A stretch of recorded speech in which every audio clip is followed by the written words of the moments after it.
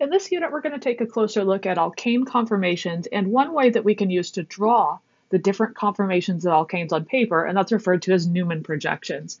So just as a reminder, when we're referring to the conformations of alkanes, what we're referring to are the different 3D shapes or 3D structures of the molecule that result from rotating around carbon-carbon single bonds. Because remember, it's only those single bonds that we can rotate freely around in order to create different conformations. If instead there were a carbon-carbon double bond or carbon-carbon triple bond, we can't rotate around those bonds. Those are more locked into place.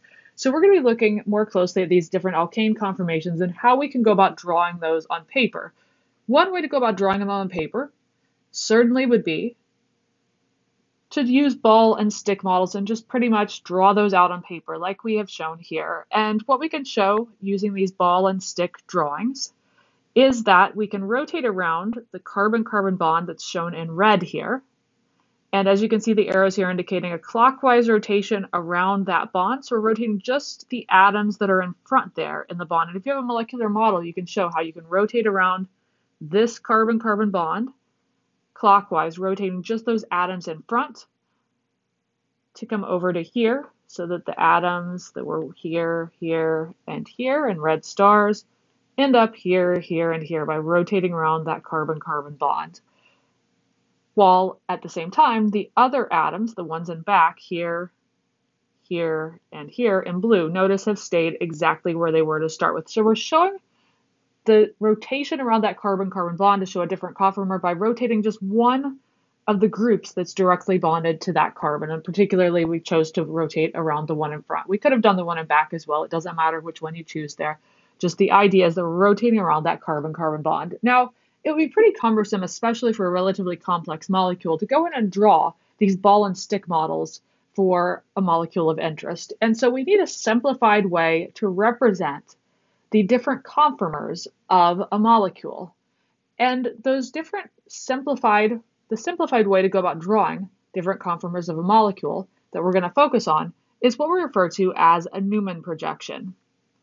So our Newman projections are going to be our special way that we most commonly go about drawing out the different conformations of a molecule. And you can think of this method of drawing out molecules as being an addition to your toolkit of ways to draw structures. Previously, you learned about line angle formulas, which are also known as skeletal formulas. You learned about condensed structural formulas, and you learned about Lewis structures. Now we're going to add to the list Newman projections. And the highlight of Newman projections is that these are going to be a way to go about showing the dihedral angle that separates the different groups. So we're going to represent our Newman projection here and compare it to our so-called sawhorse structures, where our sawhorse structures are going to give us some basic information about the conformation that we are looking at. And we're going to highlight a few particularly important conformations of molecules. So first and foremost, we are focusing as the centerpiece of what we're looking at here. We're focusing upon this carbon-carbon bond that we're highlighting in red here in our sawhorse structure on bottom. That's the bond that we are rotating around. And anytime we're drawing a Newman projection or any other structure where we're emphasizing that we're looking at conformers, we need to focus on one carbon-carbon bond to use as our focal point or centerpiece. We can't focus on all of them at once. We have to isolate and look at just one. So in the sawhorse structure, we're focusing on that carbon-carbon bond there. And what we see is that we would describe the hydrogen atoms that both orient upward here, here, and here in yellow as being eclipsed, meaning that if we were looking down that red carbon bond, if you were to build a molecular model of this, you would notice that the two hydrogen atoms that I've highlighted in yellow would be directly one in front of the other.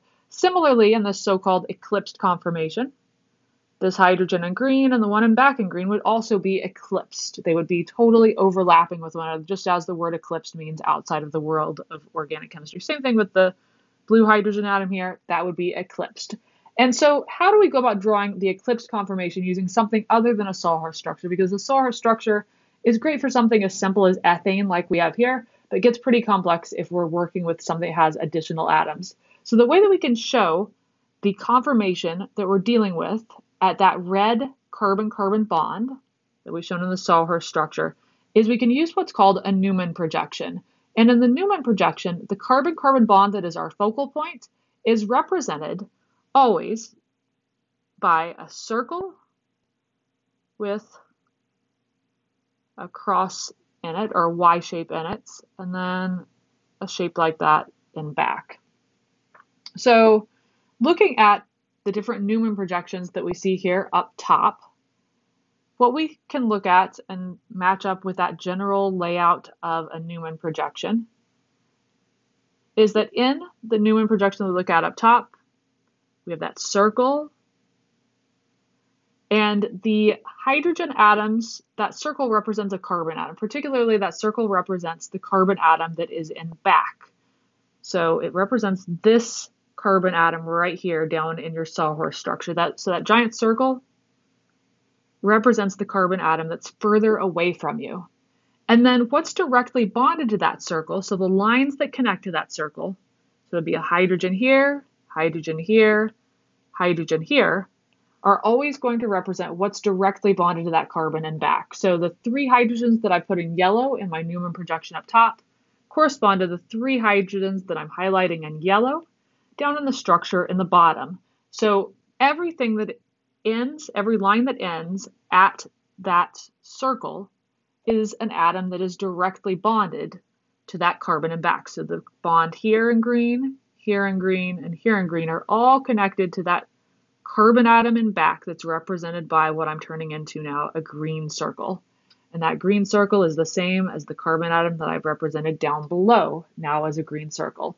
So then what goes in front in this Newman projection is the carbon atom that is in front when you're looking down that bond that you're focusing on. So when I'm drawing kind of a big red circle on here in the sawhorse projection, represents that carbon that you see as the intersection of the 3 lines here. Remember that when we're talking about skeletal formulas, bends of the line and ends of the line and intersections of the line represented carbons. Same sort of thing here. When you come to this intersection of these 3 lines, that red circle that I'm drawing represents a carbon atom. And it will always represent the carbon atom that is directly bonded to the one that I've circled in green. So that carbon atom that is in red, the lines coming from it, so the lines coming to the hydrogen here, lower left, hydrogen up top, and hydrogen to the right, those 3 bonds are the same as we're seeing down here to this hydrogen up top, and the one that points to the right. So within this Newman projection, we can show an eclipsed conformation where there is no dihedral angle separating either of the 2 hydrogens up top here. So we look, and that theta means the dihedral angle. So what angle separates those 2 hydrogen atoms from one another? And if that angle is 0, that indicates that the molecule is eclipsed. So by showing those 2 hydrogens, the lines to them, both pointed straight up, that indicates that those 2 bonds are eclipsed. And we've set those just slightly offset so that we can actually see both of them. But they are totally eclipsed. So if you're looking down the bond, if you held the molecule directly straight on in front of you, would see just the hydrogen in front because the one behind it is eclipsed behind it. Same thing with the hydrogen atoms that are oriented down and to the right here. Those are eclipsed as well in the way that we've drawn this Newman projection. And same thing for the ones on the left here. Those would be eclipsed in this Newman projection. So that's one of our important conformations that we need to be able to draw using a Newman projection, is the so-called eclipsed conformation of any molecule. The eclipsed conformation is where that dihedral angle is going to be 0.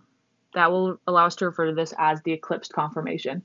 The eclipsed conformation is relevant because the eclipsed conformations of a molecule are going to be the highest possible energy conformations of that molecule. So eclipsed conformations are particularly high in energy. And whenever we say that something is high in energy, what that implies is that it is low in stability.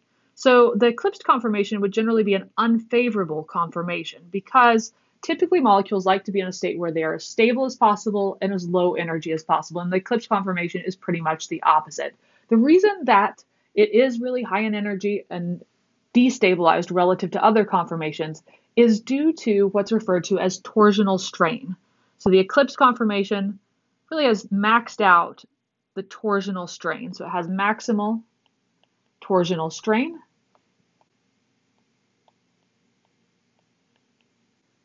And we need to address what in the world we're talking about when we say that a molecule has torsional strain. Torsional strain is a term that refers to the atoms and or bonds, or both, being too close in space. So it's essentially the combination of atomic and electron crowding. So the nuclei of the atoms are coming too close together, and the electrons from those bonds are coming too close together. And of course, when electrons get too close together, they repel. So when we have the eclipsed conformation and you think of the covalent bonds, for instance, the one in black shown up top here and the one behind it, those are, when it's eclipsed, as close in space as they can possibly be. They aren't spread apart optimally. And so there's going to be repulsion going on there. There's also repulsion between those groups that are coming off the top and eclipsed. In this case, it's just two hydrogen atoms, which are two really small atoms. And so there's not a huge amount of atomic or nuclei crowding going on. But if we made those groups larger, such as we put a tert-butyl group on or an isopropyl group or something really large up there, then you would start getting a lot of atomic crowding going on. So the atomic crowding and electron crowding due to the bonds being too close together is what's going to lead to a lot of torsional strain. So the eclipsed conformation of a molecule is what you're going to be looking at when you're thinking about what has the maximal torsional strain. So we come on over to the next molecule at the center of the page. And what we've done to go from the eclipsed conformation to the next conformation on the page is we've rotated around the carbon-carbon bond to achieve a different conformation. And so what we're going to look at now is we're just going to take a look at comparing the eclipsed conformation, which we've drawn on the left, to the conformation that we're going to draw in the middle. And in order to look at that, I'm going to go ahead and erase some of the stuff that I've highlighted on our eclipsed conformation just so that we can look more closely at it and compare it to the conformation that's in the center. So the conformation that is in the center has a special name, and that's referred to as a staggered conformation. So in staggered conformations, which are certainly going to be lower in energy than the eclipsed conformation, what's going to happen is that the dihedral angle, the angle that separates two of the groups that are bonded to our frame of reference carbons, is going to be 60 degrees. In other words, the groups are spread as far apart as they can possibly be. So if you look around the full 360 degree range of dihedral angle there, we see that we have totally staggered or evenly spread out the different hydrogens around there. So there's a 60 degree dihedral angle separating these two hydrogens, 60 degrees separating these two, so on and so forth, all the way around that 360 degree range. So we refer to this as the staggered conformation. The staggered conformations are going to be the relative energy minima. They're going to be low energy conformations. So these are going to be particularly favorable conformations because they're going to be particularly stable. And their particularly favorable conformation implies that if we were looking in, say, a container of ethane, the molecule shown here, and we wanted to ask ourselves what is going to be the major actual conformation that will be present in that container, we would expect it to be the staggered conformation, not the eclipsed conformation. So we expect at any given moment, the majority of molecules in that container would have this staggered conformation because that's the lower energy conformation. And so when we start to think about what types of properties molecules will have, for example, in terms of how they'll interact with a biological system, such as a protein in the case of drug discovery, one thing that is often looked at is what is the preferred conformation of the molecule, because that preferred conformation, how the molecule is spending most of its time, is probably going to be the structure that's most relevant in terms of looking at how that molecule's structure will interact with the structure of a protein that's targeted in drug development or something like that. So we have our eclipsed conformation, our staggered conformation, and then a third conformation that we can put on the list is pretty much anything else. Anything that's not eclipsed, meaning that the dihedral angle is 0, and anything that's not staggered, which means that the dihedral angle is 60, refers to a so-called skew conformation. So a skew conformation is any dihedral angle here, theta, separating those two hydrogens, and there I'll put my theta sign in for emphasis there in black. Any value for that that is not equal to 0 degrees or 60 degrees is referred to as a skew conformation.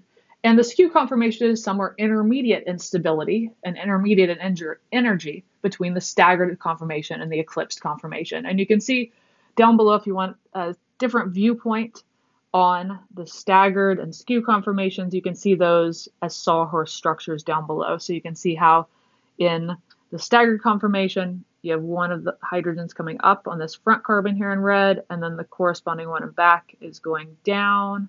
So there's a 60-degree dihedral angle separating those two from one another. The ones that I've just shown in pink there, we corresponded this one bonded to the carbon in front, and this one bonded to the carbon in back.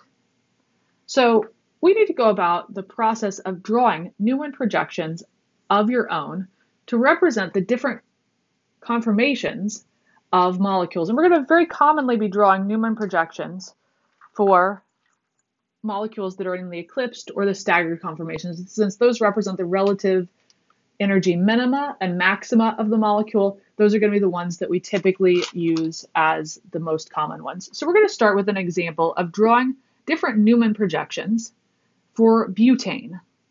So we're going to look at our example problem here of butane. And we're going to say, viewing down the C2 to C3 bond,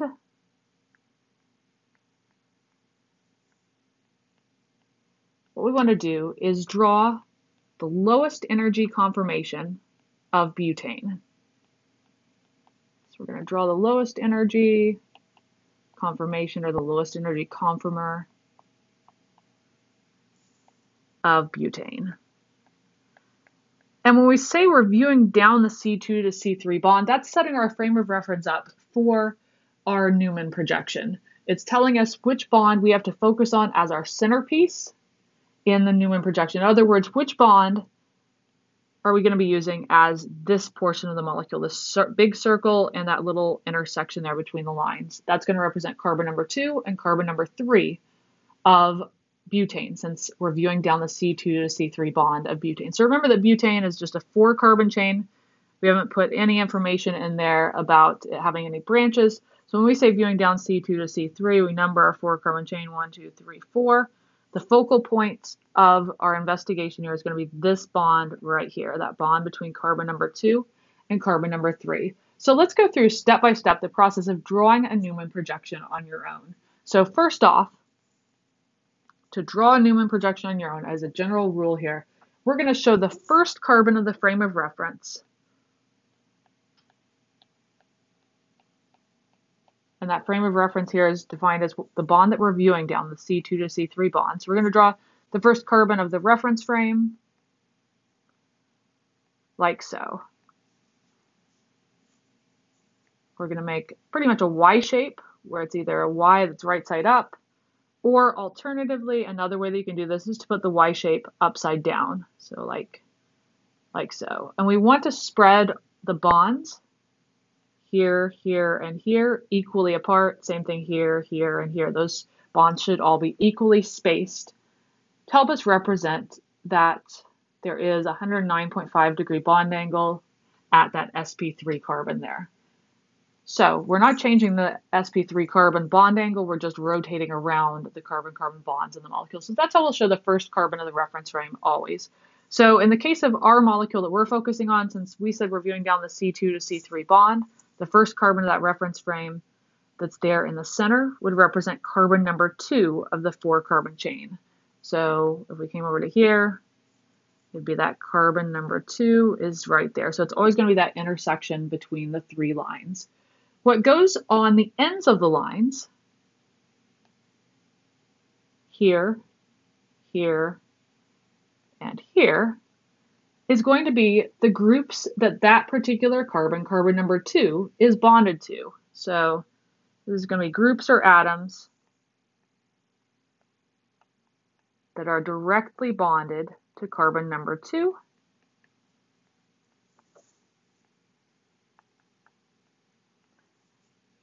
So that's going to be all of the groups that are bonded directly to carbon number 2, except the second carbon of the frame of reference. Remember that second carbon of the reference frame is going to be carbon number 3, because we said we were viewing down the C2 to C3 bond.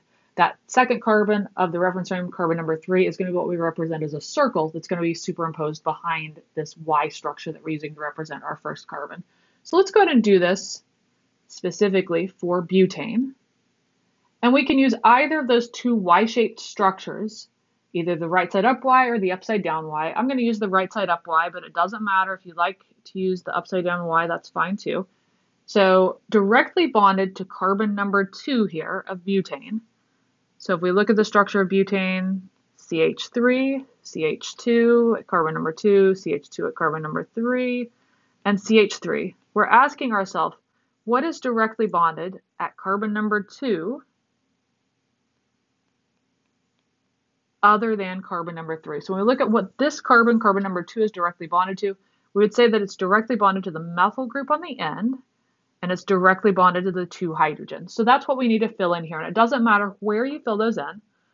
So fill in H, H, and CH3 in any of those 3 locations. I've just filled in H, H, and CH3 randomly there. You could have put the CH3 on bottom or on the upper right, whatever. It doesn't matter. What does matter is where we place the groups that are going to be going behind this. So we showed our first carbon in the reference frame using that upside down or right side up Y shape. We plugged in the groups that are directly bonded to that first carbon of the frame of reference. And now what we're going to do is onto that structure, we're going to superimpose the second carbon atom of our frame of reference. So we're going to superimpose the second carbon of the reference frame. And the way that we're going to superimpose that is by using a shape that represents pretty much a Y that rather than ending in the intersection of lines ends at a circle. So we can do our Y shape like so. Kind of looks like the propeller on a plane, or we can alternatively put that upside down like so. And the main thing to keep in mind here is that the second carbon of your reference frame, that is carbon number 3 in our case, is represented by this giant circle. So that circle represents carbon number 3, or whatever the second carbon of your reference frame is. And similar to what we did up top there at step 1, the groups that are directly bonded to carbon number 3 are going to be represented by the ends of the line here. So the end of the line here, here, and here represent the groups or atoms that are directly bonded to carbon number 3, with the exception of the first carbon of the reference frame. So this is going to be our groups that are directly bonded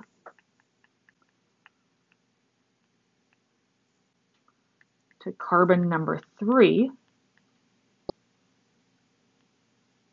except for carbon number 2, the other carbon of the reference frame. So except for the first carbon of your reference frame.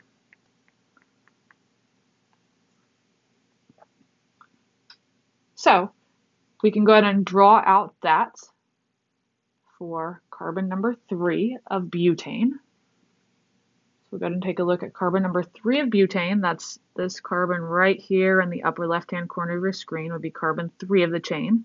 We ask ourselves what it's directly bonded to other than carbon 2, since carbon 2 is the other carbon of the reference frame. It's directly bonded to 2 hydrogens, and it's directly bonded to the methyl group. So we plug those into our structure here.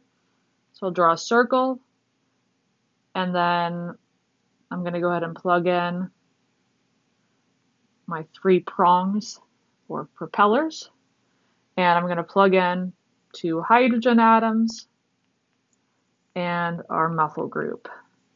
So now what we will do here to finish this off is we're going to superimpose the structure that we've drawn for the carbon atom that's the first carbon of the reference frame, and the one that we've drawn for the second carbon of the reference frame. So there's 2 structures that I've highlighted in yellow here, down here, and up here. We're going to superimpose those to create the lowest energy conformer. So when we superimpose them to create the lowest energy conformer, we're going to rotate around one or the other in order to get the bonds staggered and in order to get the bulkiest groups as far away from one another as possible. Because by putting the bulkiest group as far away from one another as possible, that's going to enable us to lower the energy of the system by minimizing the torsional strain. So step 1, we showed the first carbon of the reference frame. Step 2, we showed the second carbon of the reference frame.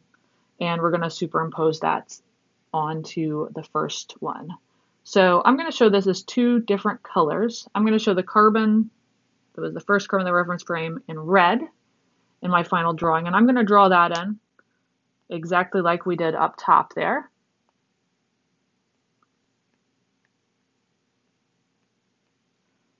And then I'm going to superimpose in black the color that we're using for the second carbon.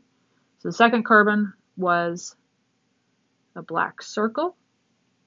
That's carbon number 3 of butane for keeping track. And then we're going to draw the 3 groups that were bonded to that, here, here, and here.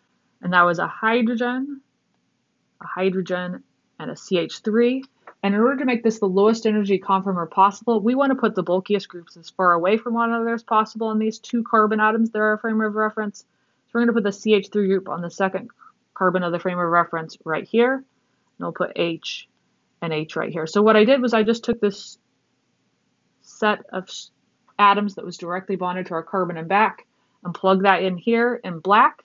And I made sure to set up the molecule so that our 2 bulkiest groups, the bulkiest group bonded to the carbon and back being the CH3, and the bulkiest group bonded to the carbon in front, also being a CH3 in this case, are separated from one another by a 180-degree dihedral angle. So that spreads them as far apart as possible. And that's going to be one of the key things you want to keep in mind, not only for this problem, but for others, is that the lowest energy possible conformation is going to put the bulkiest groups 180-degree dihedral angle apart. So the lowest energy conformer has bulkiest groups separated by 180 degrees. And that theta is our dihedral angle. And keep in mind that when we're talking about the bulkiest groups separated by 180 degrees, we're talking about the bulkiest groups that are directly bonded to the 2 carbons of the frame of reference. So one of those bulky groups is going to be bonded to the carbon in front. The other bulky group has to be bonded to the carbon in back. We want to separate those 2 by 180 degrees, and that's going to create our lowest energy conformation. So what are some other conformations of butane that we can talk about? Well, we could also draw, in addition to the lowest energy conformation, we could draw the highest energy conformation of butane as well. So let's draw the highest energy conformation.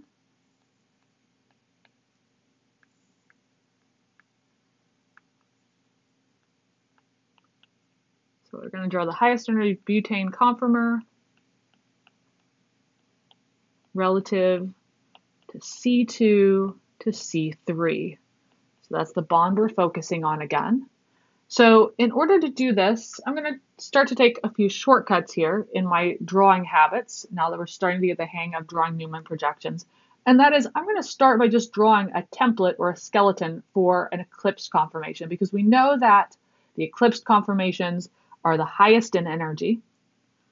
So we're going to go ahead and draw in an eclipsed conformation skeleton. And keep in mind there, I've drawn this in black because it's going to be, when you see exams and quizzes and things, that most of the structural information you'll have will show up on your page in black rather than in color. But you're certainly welcome to color code this, highlight it, whatever you like to do to make it easier for you to see. And so if it were me drawing this out myself, I would take 2 different colors of pen and do it. So draw your carbon number 1 of your frame of reference, the first carbon of the frame of reference, and the atoms attached to it in black, for example. And then in blue, draw the ones that will be behind it. And since we want to draw the highest energy conformation, I'm going to make sure to put my bonds staggered. So the blue bonds are the bonds bonded to carbon number 3. The black bonds are bonded to carbon number 2. And we're going to draw the highest energy conformation, which is going to be a little bit uncomfortable here because we're going to have some noticeable overlap between atoms. So the highest energy conformation is going to put the bulkiest groups as close together as possible. And again, for our CH3, CH2, CH2, CH3, we're focusing on carbon number 2 and carbon number 3. And at carbon number 2, we have to ask what this carbon is bonded to. It's directly bonded to 2 hydrogens, so I'll put H, H, and then it's directly bonded to a CH3. And then carbon number 3 is directly bonded to 2 H's and a CH3 as well. And to make the highest energy conformation possible, we need to make sure there's 2 bulky groups, that is the bulkiest group bonded to carbon 2, Bulkiest group bonded to carbon-3, that's those two CH3 groups, are eclipsed. So we did that, plug in our hydrogens, and we're good to go with an example of an eclipsed conformation of butane. Now keep in mind here that there are multiple equal ways to go about drawing this particular eclipsed conformation. It doesn't have to be the case that the two methyl groups are both oriented straight upward. Instead, as long as the three bonds are eclipsed, we could have instead put the CH3 groups in the lower right position if we wanted. This would be the same equivalent structure as what we had drawn up top here. We're just showing it a different way, but it's still eclipsed and it's still the highest energy conformer because we still have those two methyl groups that are eclipsed in either case. So that's going to be our eclipsed conformation. And hence highest in energy because of the fact that this is our eclipsed conformation where our bulkiest methyl groups are overlapped with one another. So what I want to do now is show you a few example structures of butane to highlight some of the concepts and tie together some of the concepts that we've been talking about here with drawing Newman structures with some of the information we talked about at the beginning about eclipsed conformations versus staggered conformations, and perhaps add some additional terminology to tie things together and more specifically refer to some of the conformations that you'll run into commonly along the way.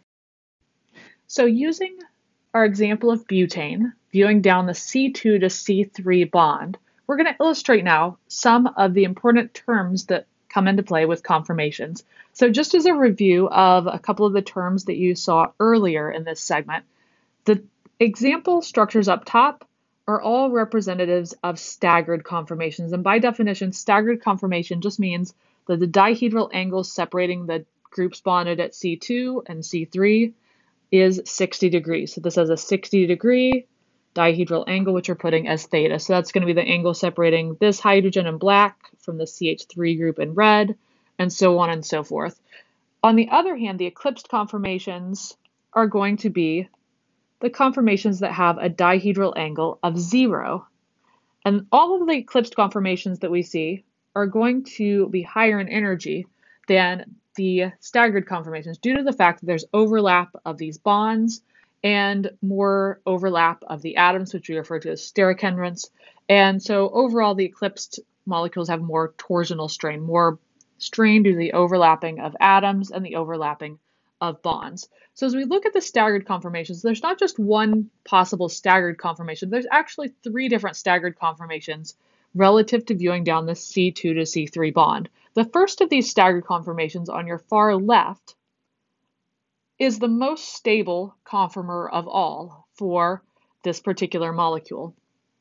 Because as we look down that C2 to C3 bond, that's the centerpiece here, where carbon number 2 is represented in the center, carbon number 3 is represented by that circle. Relative to that, if we look at the bond that's coming from the carbon and back to the bulkiest group, that bond goes to a CH3. If we look at the bond that's going to the bulkiest group relative to the carbon in front, highlighted in blue here, that's the bond to a CH3.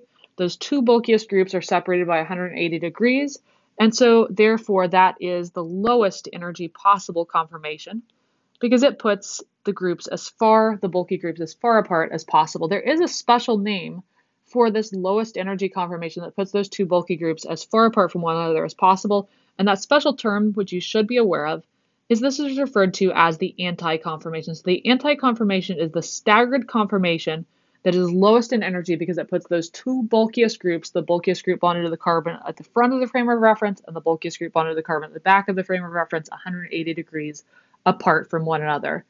Then we have a couple of additional staggered conformations, and you could convert from one staggered conformation to another by rotating around the carbon-carbon bond. So in the case of the structures that I've drawn, what I have done in going from one conformer to another, and we'll use the example of going from the conformer in middle to the conformer in right, is I've rotated around the carbon-carbon bond here, rotating just those atoms in front, the CH3 and the H is there, by a total of 120 degrees. So we rotated the CH3 group that was up top here at the 12 o'clock position. When that came over, rotating 120 degrees, it came over to here, so that now it's in something like the 4 o'clock position. And accordingly, the hydrogens here had to rotate by 60 degrees to here. This hydrogen in the lower left had to rotate, so it came up top to here. So we're rotating around to go from the first structure to the second, and the second structure to the third. This is a physical process that's going on, not a chemical process. We're rotating around those carbon-carbon bonds. So the lowest energy conformer we said was the anti-conformation. The other two staggered conformations, we can refer to those by the term gauche or gauche, depending upon your preferred pronunciation of this, G-A-U-C-H-E. And that is referring to the conformation where the two bulkiest groups, the two groups of interest, are separated from one another by a dihedral angle of 60 degrees. So we have a 60-degree dihedral angle here, separating those two methyl groups. And similarly down here, we have a 60-degree dihedral angle separating those two methyl groups. And that makes these two structures intermediate in energy, somewhere between the anti-conformation and the eclipsed conformation. So we come onward down to the bottom, and you'll notice that we have three different eclipsed conformations. Those all go by the term eclipsed. And you'll notice the difference between them is they all have the eclipsed bonds, but if we look at the position of the methyl groups in the three structures, hopefully you can tease out which one of these structures would be the highest in energy, and that's going to be the one at the far left because of the fact that it's an eclipsed conformation with the two bulkiest groups overlapping. So those two methyl groups are overlapped. They have a 0-degree dihedral angle separating them, and that's going to make this the highest energy possible conformation, viewing down that C2 to C3 bond that's been our frame of reference all along. These two structures, since they are eclipsed, they're relatively high in energy compared to the staggered conformers, but they're going to be much lower in energy than the eclipsed conformer that we showed at the far left. So with that, make sure that you have down these different terms to represent conformers: the anti-conformer, gauche conformer, staggered as a general term to represent anti or gauche conformers, anything that has that 60-degree dihedral angle going on, and then eclipsed conformers, which represent anything with a 0-degree dihedral angle. And these terms apply not only to butane, but also to any molecule that we can look at. In the next segment, what we're going to do is take a look at some additionally complex molecules, look at how we can draw Newman projections for those, and how we can convert Newman projections into names or names into possible Newman projections and things like that. So stay tuned for the next segment.